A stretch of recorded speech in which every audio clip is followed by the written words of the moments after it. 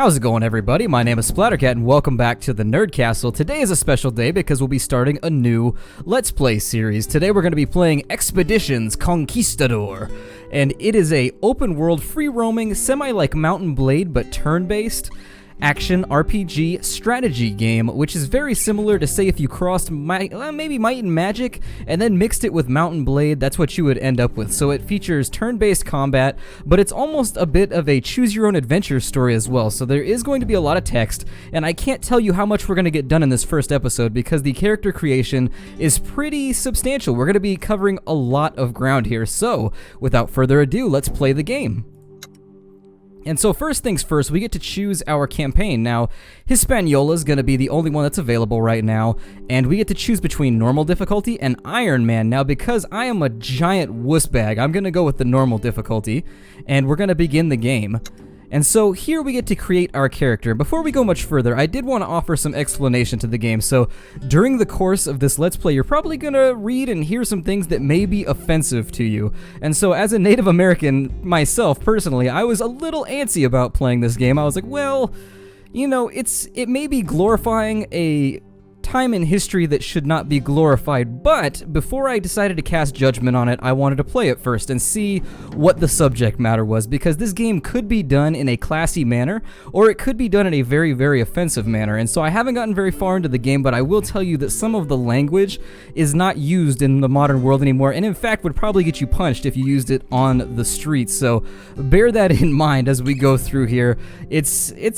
There will be moments, trust me, where you'll be like, wow, that's kind of offensive. And so we have the opportunity to make our character. I'm going to go with a male character because that's just me personally. And we're going to go with, I don't know, what will I name him? We will name him, yikes, I don't know, El Gato. There we go. And then Del Splatter. There we go. Can I capitalize? Yeah, there we go. That's going to be the name we're going to go with. If you guys have ever watched my Tropico 4 playthrough, that's what it is. And so we have the opportunity to assign some statistics now. And so tactics is used for intimidating our enemies and gives us a little bit of leeway in starting our battles off, basically. It gives us a little bit of headway for laying traps and things of that nature. Diplomacy is going to be largely how we interface with other people. Healing affects how much medicine it takes for us to heal our expedition members. That's right, we get to pick an entire expedition in this episode, so it's gonna be a bit, but hang with me, trust me, it's a very cool game once you get going. Coming from somebody whose favorite game of all time is Mountain Blade Warband, this one is very close. Survival is going to improve our results when we hunt, and it's also going to reduce how many rations we use on a daily basis. That's right, you have to maintain your camp, so there's a little bit of Oregon Trail mixed in as well. Scouting is going to change our daily movement and grants us better information in battles. Now, I haven't seen the second half of that, but the daily movement is pretty important unless you want to walk about 4 feet and then just fall over gasping for air every single day. Leadership is going to bolster the morale of our people, which, you know, following through history, there were a lot of mutinies and there were a lot of people getting chucked overboard, so the leadership also helps us with our maximum morale. And so I don't really know how I'm going to allocate these points. I don't have a ton of it. This is pretty much a blind LP. I've played a bit on the side, and I will be playing my own game concurrently while playing this, but I'm going to try not to get too far ahead. So let's see. I want to be diplomatic, so I'm going to go with 7 to diplomacy. Survivalism seems like it would probably be pretty good in this situation, so I'm going to add 2 points there as well. I think that scouting is probably going to be worthwhile, so we'll go with that. And then we will go with leadership and tactics, I think, and then we'll leave healing where it's at. Now, let's see. Okay, so I think that's all we're going to do right there. So now we get to choose our followers, which is basically our expedition members. And these, you can think of these guys as, you remember in Oregon Trail how occasionally bad things would happen to people in your party, and you got to kind of pick all them from the beginning too? Exact same thing here, except these guys go into turn-based combat with you. And so we have doctors, who are your healers. You have hunters, which are your ranged characters. We have scholars, which I don't really know what scholars do. Let's find out. They are support units that add flexibility to your force, so I can reasonably assume that these are probably like priests or mages of some sort, kind of buff bots, it seems as though. And then we have scouts, which they move really, really fast. So these guys can run all over the place, but they can't use ranged weapons. They have huge movement, so they basically manipulate the battlefield and just fly all over the place. And then we have soldiers, which are your grist for the meal killing machines with their crazy little hats. And I gotta get one of those hats. If somebody saw me wearing that at the club, I think I would be up to my eyeballs in the females, because those hats scream power right there. But alas, I have none. So let's go through. I don't really think we're going to need that many healers, but every single person has different statistics as well. So their endurance, their defense, their melee damage that they deal, and whether they crit their crit chance and the crit multiplier that they get. You've also got their ranged attack, which is going to have their ranged critical chance and their multiplier. How many spaces they can move in a turn. The turns are hex based, so you can move around on a hex grid. And then everybody has these right here. These are actually their characteristics or their perks in some cases, and they range from aggressive, proud, to racist, cautious. And so this game really does explore the various aspects of colonization. And so that's one thing you want to bear in mind, is if you wanted to go in and just be a total dick and annihilate the natives, you would take a bunch of people who are racists. And I think that that's something that I don't think has ever been explored in a video game before. I don't really think that a game has ever given you the ability to do something that dark, as far as I know. But for me personally, I really have no inclination to act like that. I'm going to try and roleplay this one out as I would, as a modern person, so that's what my decision making is going to be based on. Let's go with, I like Teresa Sanchez, and we have Antonio Velasquez. He's peaceful, altruistic, and narcissistic. Peaceful means that he gains morale whenever we don't fight, and he loses morale when we do fight. Altruistic means that, let's see here, you gain morale if you give things up for a good cause, so he's a good guy then. If you do good things, he gets happier, and if you do bad things, he gets unhappy. Now, narcissistic, I believe, means that if you don't promote him or you pass him up for a promotion, he gets grumpy. But I think I'm going to go with Teresa Sanchez. She has open-minded, which means that if we recruit natives, she gets happier. Altruistic, as I said, means she's a good person. So if we do good stuff, then she gets happier. And she's cautious, which means if we do crazy daredevil type stuff, she gets a little unhappy. But we're going to take her as our doctor. Down here, you can see a number of slots. I believe you have 10 people you can bring along with you. And so I'd actually rather fill out my defense force first. So let's go down to the bottom, and we have a doctor, so let's find ourselves a couple soldiers. So we have Sierra Barrero. I don't really know how to pronounce the last name. I'm probably going to butcher a lot of these Spanish last names. And we have Alberto Echeverria. And he's aggressive, racist, and proud. So those are all things that aren't going to go along with our diplomatic bent. We have Rita Martinez, and she is aggressive, courageous, and pious. I'm going to go with her. We'll go with her. If you didn't want to do this entire situation, like if this just seems ridiculously boring to you, you can just auto-hire with this button right here. It'll give you kind of an all-around balanced character. Everybody has their own bio too, which is very cool, so feel free while I'm selecting to pause and read everybody's bios. I've read most of them, but not all of them. So their passive abilities right here are the weapons that they can use, and the equipment system in this game is actually kind of unique. It's not something I've ever really noticed before, but we'll talk about that when we get to it. We're obviously going to need a couple soldiers because we're going to have to defend ourselves. We've got Mendoza. Let's see here. What is she? Peaceful, courageous, and narcissistic. I don't want people getting all crazy whenever I do promotions. We've got Juan Ortega, who is aggressive, altruistic, and courageous. We're going to take him, I think. He's good with the dagger, the sword, and the arquebus. Is she good with the arquebus? Okay, good. Because we do want to have a ranged option for most of our soldiers. And so 2 soldiers, I don't really know what the optimal group configuration is in this game. I would assume that there probably is going to be one, but I'm going to go with 2 of whatever I think is important right now, and then we'll move along. So we have scouts. These are the people that zip around the battlefield and get tons of movement and do tons of melee damage. We want to have probably one of them, would be my guess. And so we have Montego Aragones.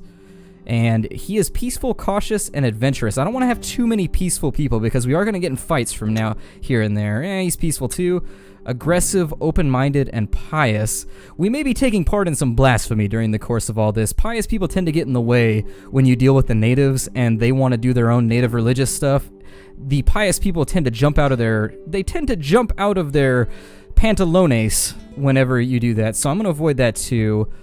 I don't like his aggressive, racist, courageous, aggressive, greedy, and adventurous. Let's go with her. We don't have any greedy people yet.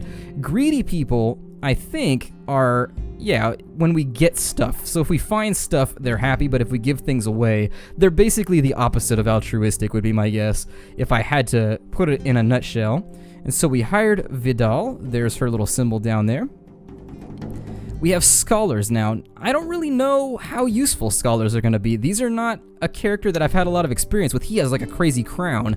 He also looks overweight, which back then meant that he had influence. That was a good thing. Well, let's look at her first. She's racist, altruistic, and pious. Peaceful, courageous, and adventurous, Daniel Reyes. Julio Barreto, and he is open-minded, greedy, and proud. What does proud do? Oh, he gains morale if we win battles. So I plan on winning a lot of battles. So let's go with Julio. Well, let's see if there's anybody with altruism. No, there's not anybody. Well, the only person with altruism is racist, and I plan to kind of work along with the natives. I mean, we're going to fight them if we have to, but let's go with Julio Barreto. So he's going to be our buff bot, from what I can tell.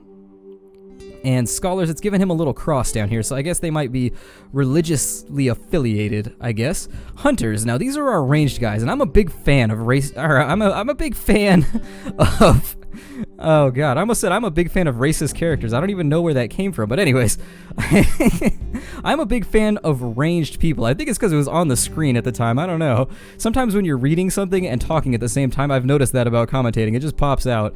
So we've got Bonita Blanco. She's peaceful, racist, and narcissistic. Raul Carrillo, and he's going to be racist, narcissistic. God, we got a lot of racist people in this group. I'm going to go with her because she has all the things that I like. So Adrian, oh, she uses a bow, though. A dagger and a bow. I don't like that. I want to use the arquebus. What's the difference?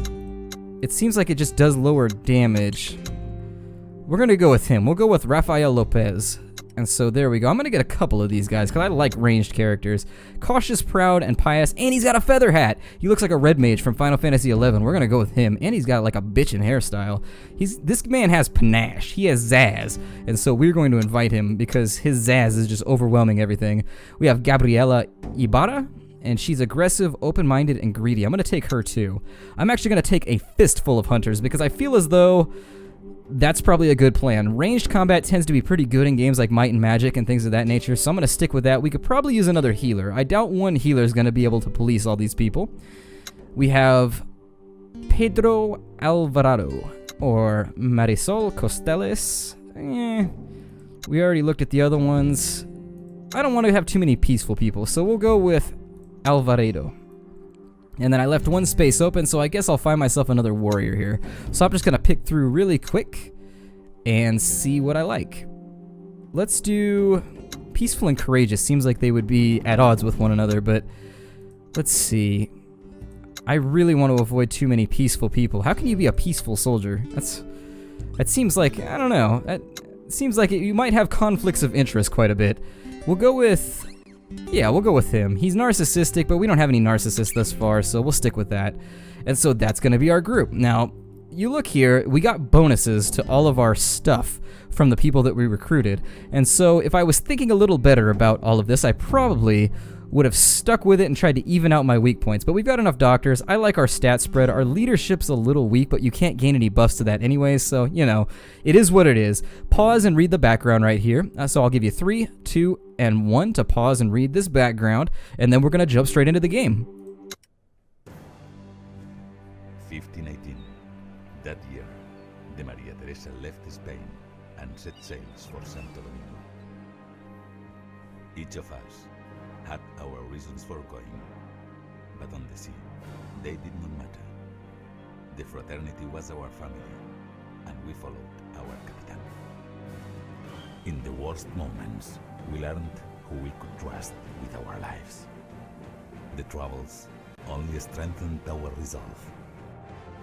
When we finally glimpsed the shores of Hispaniola on the horizon, relief and excitement washed over us, our hearts filled with the promise of adventure. Our welcome was far from warm, however. The Gobernador disbanded our group and stripped our Capitan of command. If we were to continue, the Capitan would need to win his favor. It was only the first of many challenges.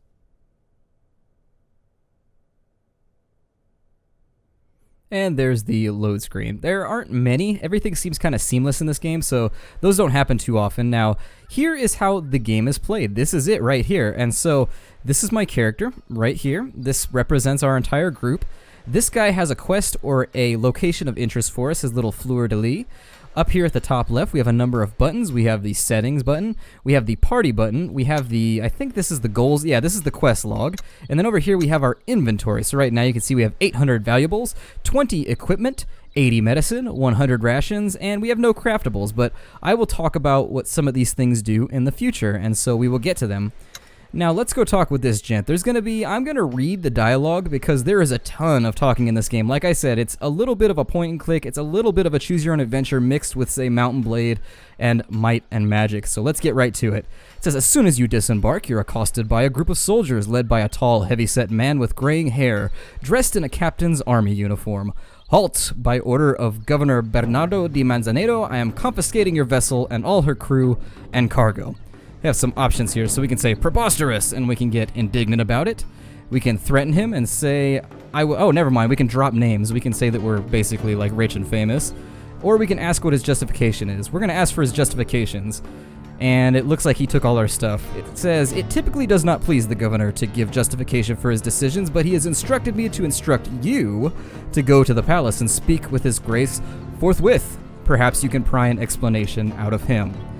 And so we can say, is this how you treat all your visitors? And we can say, I'm going to station one of my people here to make sure nothing disappears.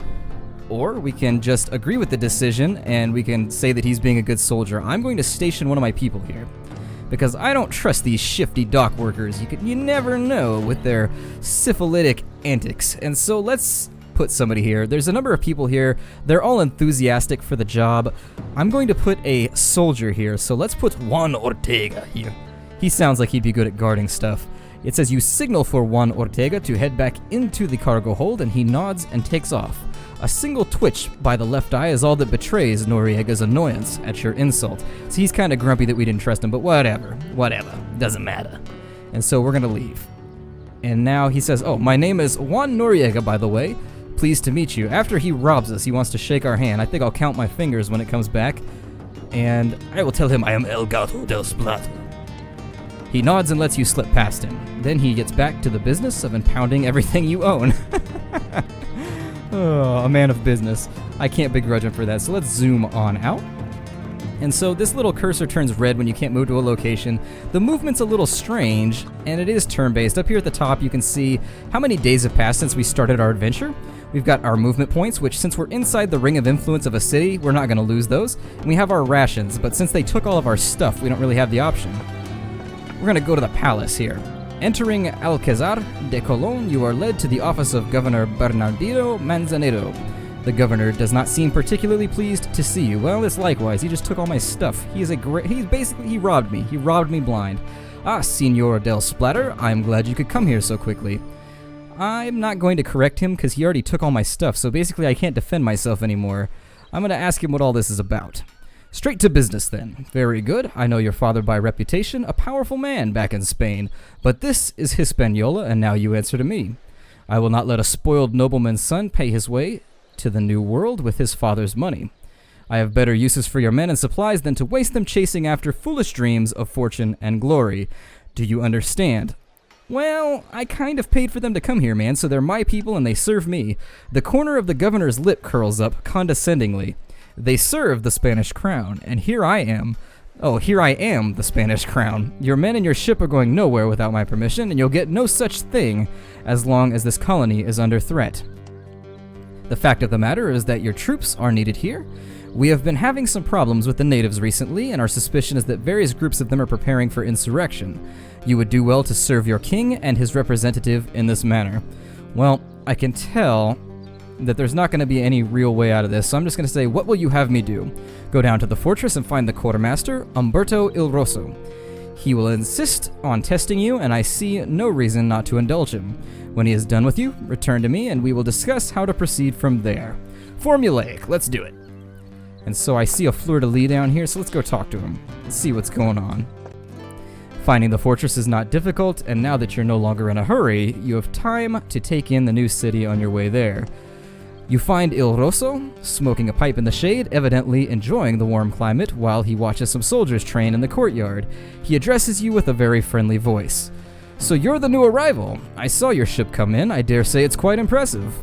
You must know the right people back in the old world. You notice that his accent is distinctly Italian from somewhere around Firenze, if your ears do not deceive you. And I'm going to be kind with this guy because he's got a manly beard. He seems like he would headbutt trees and then carve them into crazy chairs. And so I'm going to be nice to him. He also has all my stuff. The portly man raises his eyebrows and lets out a single bellowing laugh. Did Manzaneto genuinely call me that? I never thought the old stronzo would drop the formalities. My name is Umberto De Rossi. It's Italian, but nobody calls me that except the governor, and I suppose he finally started using my nickname as well. Ah, no matter. What does... let's just skip this. I don't really care what Il Rosso means. I think it's red in Italian or something. And we just asked him what he wants. He crosses his arm and smirks. If you will excuse my facetiousness, they are not currently your people, Capitan. However, I will be happy to release them into your command once you have shown me that you understand what it takes to command Spanish men and women in battle. Anything less would be irresponsible of me. And I can ask him if it's necessary, and we can tell him that we know what's going on, but I think this may be the only battle we get to see in this first episode, so let's do it. Very well, let's use the practice. Il Rosso spreads his arms and then loudly claps his hands together in a sweeping motion. That's the sort of attitude I was hoping to encounter. Here, most of your people seem to be done unloading their equipment from your fine ship. Why don't we go ahead and divide them into two sides? I will lead one group, you will assume a command of the other. Let's see if you know what you're doing. And so let's select, we get 0 out of 3, so we get to choose who we want. I'm going to go with Alejandro Pintado. I'm also going to go with Gabriela. And then let's take a soldier with us too. Let's take Rockin' Rita Martinez. We'll take her. And then equipment? Oh yes, we can assign equipment, but I don't think we can do that right now. We'll talk about that in the next episode probably. To battle! I like how it's all in caps. That makes me, it makes me feel as though I should exclaim it. So here is the battle screen.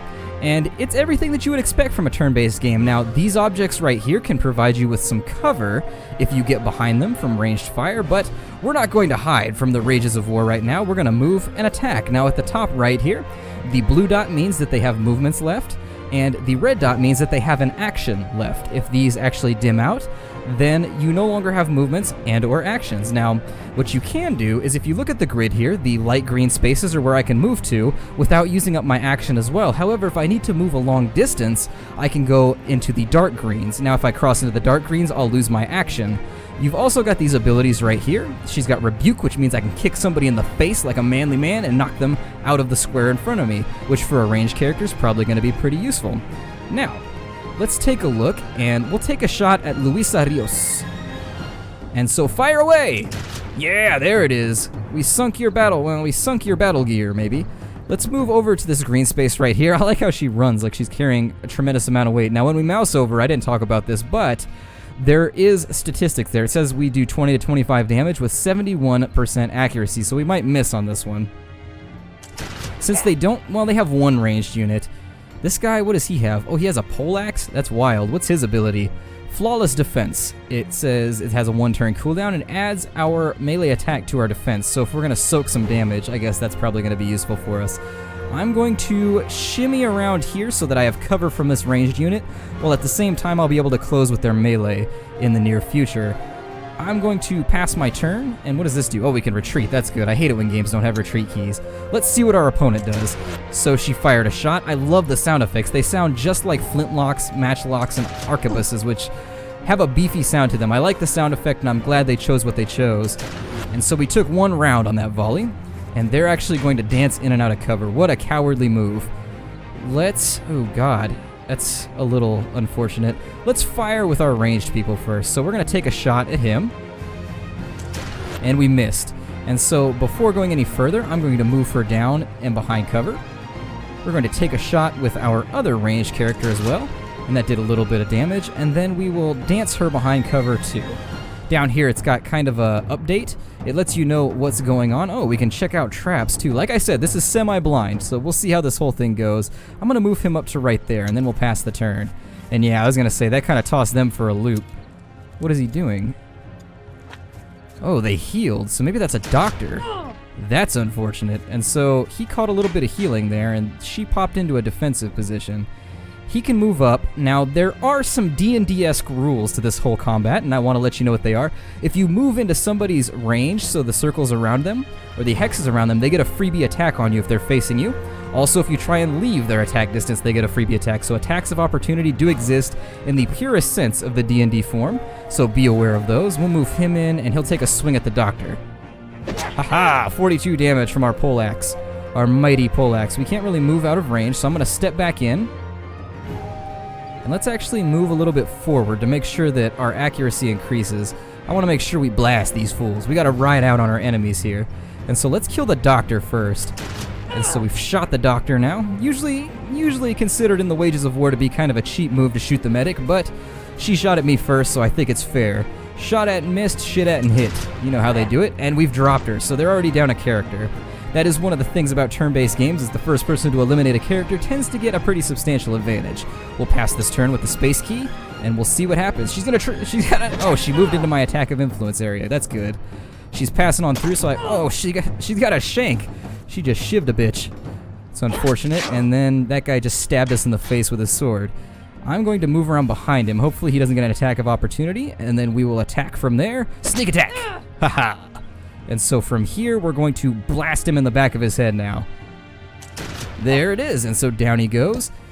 With her, we can't step back to take a shot because this lady right here will actually get a shank attack on us, so we're just going to point blank her right in the face. And normally that would stop most people, but not her. She seems to have completely and totally resisted the urge to die, so apparently her skull is made of a much harder material than originally expected. And then hopefully this finishes her off right here. Down she goes. I probably could have used that opportunity to kick her, but, you know, when in doubt, kick somebody. And so we've won the combat. Flawless victory. Amazing. So, back out we go. And so here we are. It says, De Rossi trundles across the battlefield, quote-unquote, to meet you, wiping the sweat from his forehead. Well fought. You are quite the tactician. Well done indeed. Your people are free to join up with you. If they wish, I have no qualms about letting you take them. And you can tell the governor I said so. I hope this is not the last we will see of one another, young man. And then you nod appreciatively. And then he responds with a smile and you respond with a smile and a tired nod. De Rossi pats you on the back as he lights up his pipe and walks back to his place in the shade. And so we'll end that event. I think at this point, it wants us to head on back to the castle. And so let's go back to the palace, and that'll be the last thing we do in this first episode. It says, returning to the palace, you're made to wait for an insultingly long time while the governor finishes some allegedly important responsibilities. Fortunately, the palace has a very lovely garden courtyard where you can sit and pass the time. When you're finally let through to Di Manzanero, it is without even a hint of apology for the wait. It was his fat time or something, who knows. Yes, good. I take it you passed whatever test De Rossi had devised for you then. I expect you'll be pleased to know the perfect opportunity has turned up for you to serve the people of Santo Domingo. Well, whoopity-doo. So, we're just gonna go with it. We can be belligerent about this whole thing, but I get the feeling that it's gonna happen one way or the other, so, we'll just shower afterwards. And so it says, my troops and I are at your service, Governor. De Manzanero smiles. As you may have surmised, several problems encroach upon our control over this island. Most urgently, our supply lines to Santiago de los Caballeros in the north are being disrupted by a native cult of pagans that we suspect is using some old ruins in the deepest jungles of the island. Our supply lines must be secured, or the people of Santiago will soon be severely threatened by the slaves and rebels. And the troops of Santo Domingo have allowed this to go unaddressed. Captain Noriega refuses to take his troops anywhere near those ruins, and in any event, they cannot be spared. They are needed to protect the city against the slaves. And so we're going to tell him we're not superstitious, so we're going to roll out on the ruins. We're going to do it east-northeast from here. That way the jungle gets denser and the ground turns swampy. The ruins are somewhere in the middle of it. Bear in mind, we know next to nothing about this cult. We don't know what kind of people they are or how much of a fight they'll be putting up. I suggest you catch them by surprise and cut them down first. There'll be plenty of time to find out what they've been up to later. So he's a fan of the Rambo tactics there. We're just going to roll in and leave a big red pool and write a story with it. And so we'll see what the situation looks like when we get there, crazy man. He waves disinterestedly. Yes, I'm sure you'll figure it out. Feel free to keep whatever items of worth you uncover in the place. We'll call it your reward for a job well done. Return here when it's over and we shall discuss your next assignment. So let's leave the palace. Capitan El Gato del Splatter, Isabella de Irunis. I'm going to call her Isabella Runis. At your service, I will take you to the docks and oversee the transfer of your cargo to your possession. So we're getting our stuff back, finally, after this entire ordeal. I'm not going to kiss her hand. I'm in no mood for this right now. Let's lead the way. And so she nods once and leads us back out across the courtyard towards the harbor. And this seems like a great place to break off the episode. So, my name is Splattercat, and the game we're playing today is Expeditions Conquistador. So, I hope you enjoyed the content. I hope you'll choose to join me as we play out this campaign and see what happens. It seems like it's an open world sandbox game, so we'll see how it goes as we play. I'll see you guys next time, and take care out there, everybody.